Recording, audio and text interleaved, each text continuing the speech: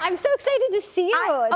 It's been a few years. It has, but I have to start with this. Okay, so Bite Me comes out with Travis, the single, and I see the video and I'm like, were you in some kind of time capsule? Because you look just like you did. I was like, what? I was literally watching it and you did such a great job of like, you know, people love your sound so much and I felt like you did such a great job of like, having the sound that we love you for, but it was progressive, like it was different, and it was so, anyway, job well done. Oh, thank you so All the way much. around. I was like, God. And I love Bite Me, it was so good. I was so excited about it, and what a way to like just come swinging with a single. Anyway, I just wanted to say that. And I didn't know this, but you started out in country music? That was your first? Kind of, like I started singing in church when I was younger, and then like, I sang with Shania Twain when I was like 14 on stage. And just like country fairs around town. Then when I got into high school, I was like, and like started writing my own stuff and developing my sound then and went off to kind of make my record. But yeah. Well, this year is actually the 20th anniversary of your album, Let Go. What do you remember about making it? Because people ask me, I've been in the industry about 20 years too, and it's like, I think how people perceive things is different than maybe there's a lot of good and bad that goes on behind the scenes while making a record. Like, what do you remember about it? Well, I think making my first record was hard because like I wanted to be a songwriter and I was 15 and like people didn't really like I'd go in the studio and they're just like, yeah, little girl, like you don't know what you're like doing. I got that too. And it was kind of like they were throwing their songs at me and pitching their songs to me, which I really didn't like. And so it was a fight. It was a fight to write my own music, and then there was a fight to get the sound I wanted, because like, I guess like I was going for like guitar-driven like music. I was like, I just want to sound like a band. I want to rock, and that was my challenge. And so it took like, I was in New York maybe 6 months working with tons of writers. It just was not happening.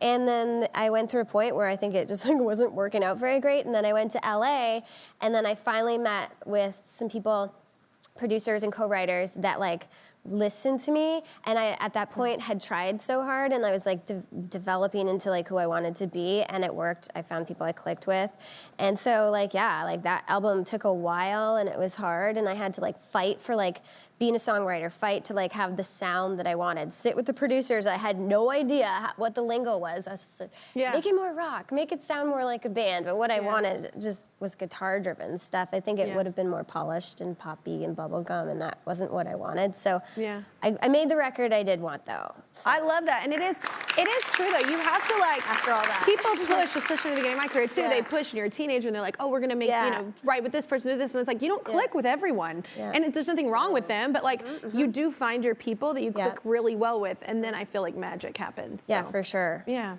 Well, I love all your albums, so I'm so excited about this one. So, as I mentioned, though, your new album is called Love Sucks, which, well, sometimes it does. But I heard, ironically enough, that you met your new boyfriend while making it. How funny is that? Like, I went into the studio and literally like, okay, here's where I'm at. Like, I'm over love. I need a hot minute. Like, I'm jaded on love right now. Like, Flick. Yes. And like, so you kind of have to like do that when you're in your writing sessions, is talk about like where you're at and stuff. So I wrote that song, Love Sucks, set the tone for this album. Yeah, and then a couple days later, I had a boyfriend. That didn't last very long, did it, Avril? I'm literally never single. I know, but I love that it's like you're not wanting it. It wasn't you were searching for it. It was like the first time in my life, like I had just like moved, and I moved out to Malibu, and I like was like starting my life over, and I was like, all right, like I'm good. Like I'm just gonna focus on myself and like do me and just like give it a break. Because I haven't had like the best luck, but I mean I've had amazing relationships, and they've been like long term and stuff, but like I just kind of like I'm gonna focus on myself, and it just like really didn't last. And it happens, and you're like, or I'll go on the state. Whatever. Oh, that was awesome.